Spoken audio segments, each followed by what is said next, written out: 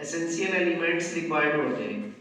और उस टाइम पे मैंने बताया था कि डिफेमेशन के लिए सबसे बुनियादी जो एसेंशियल एलिमेंट है वो है डिफेमेटरी स्टेटमेंट। और वो स्टेटमेंट डिफेमेटरी है या नहीं है ये तय कौन करेगा? जिसका डिफेमेशन हो रहा है वो तय नहीं करेगा। सोसाइटी एट लार्ज बताएगी कि इस स्टेटमेंट से फला आदमी की जो हमारे नजदीक रेपो और उसकी इमेज थी वो डिग्रेड हुई है या नहीं हुई है।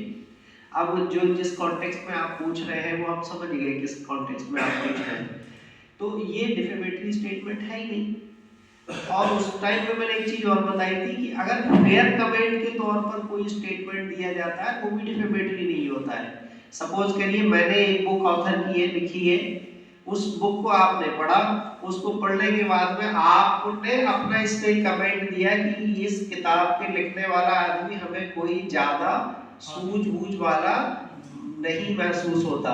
तो ये आपका एक फेयर कमेंट है, क्योंकि आपने आपने वो किताब पढ़ी, जैसा वो बयान कर रही थी वैसा आपने मुझे एनालाइज करके अपनी रिपोर्ट दे दी।